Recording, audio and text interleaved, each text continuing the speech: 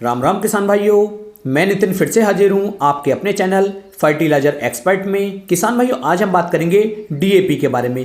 कौन सा DAP best है?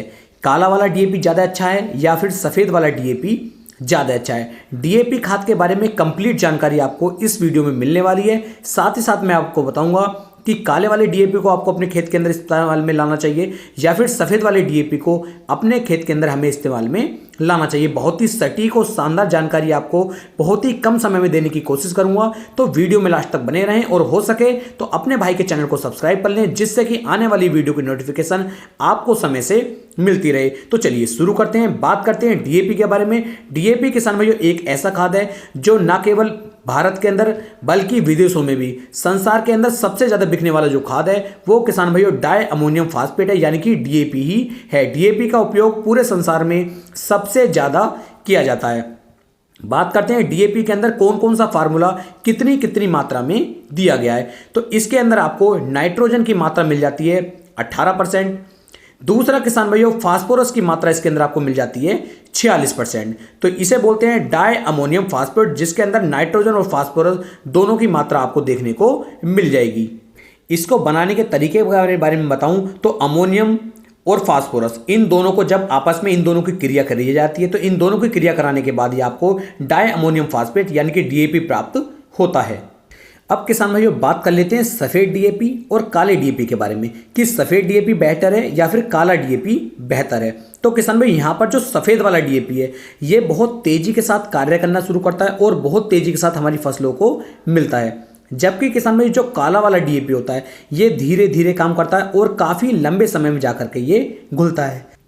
तो किसान भाई डीएपी के बारे में मैंने आपको बता दें कि काला और सफ़ेद, तो सफ़ेद है वो तेज़ी से काम करेगा और काला वाला धीरे काम करता है। अब बात करते हैं डीएपी किस तरीके से हमारी फसलों के अंदर कार्य करता है। तो डीएपी का जो कार्य करने का तरीका है किसान भाइयों, इसके अंदर नाइट्रोजन और फास्फोरस दोनों तत्व दिए गए हैं। तो नाइट्रोजन की कम मात्रा इसके अंदर देने के बाद भी उसके बाद जब ये फास्फोरस साथ मिल करके हम अपनी फसलों के अंदर इसका उपयोग करते हैं तो इसके बेहतर परिणाम हमारी फसलों को देखने को मिल जाते हैं।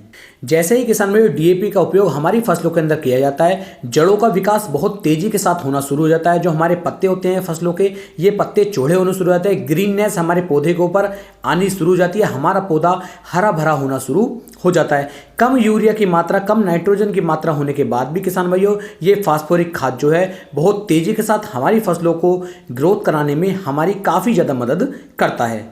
अब बात करते हैं किसान भाइयों डीएपी का इस्तेमाल हमें किस समय पर करना चाहिए, बिल्कुल सही समय इसके इस्तेमाल का क्या है।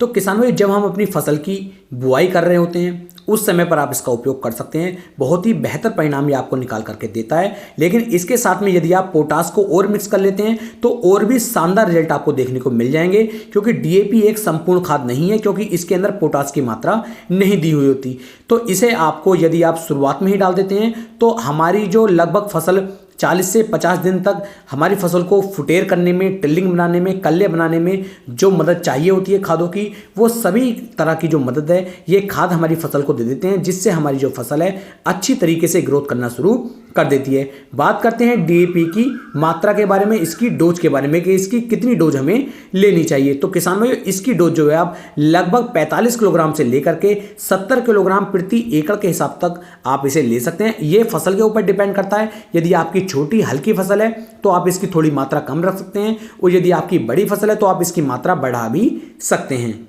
इसका उपयोग करने का मैं आपको एक तरीका और बता दूं किसान भाइयों कि कभी भी आपको जब आपकी फसल के ऊपर फल बन रहे होते हैं, फूल बन रहे होते हैं, उस कंडीशन में आपको डीएपी का उपयोग नहीं करना चाहिए, क्योंकि इस समय पर यदि आप इसका उपयोग करेंगे तो इससे हमारी फसल की ग्रोथ और तेजी के साथ होनी शुरू हो जाती है, और जो फल और फूलों की जो संख्या होती है वो किसान भाइयों कम हो जाती है, और जो हमारे फल होते हैं उनका साइज भी अच्छी तरीके से नहीं बढ़ पाता, क्योंकि पौधा फल की तरफ से ताकत को हटा करके पौधे की ग्रोथ में ताकत लगानी शुरू कर देता है, और यहाँ पर पहुँचते पहुँचते पोटास की मात्रा कम हो जाती है, जिससे जो फलों का साइज होता है वह किसान भाइयों कम हो जाता है। तो आपको कभी भी फल और फूल बनते समय डीएपी का इस्तेमाल नहीं करना है।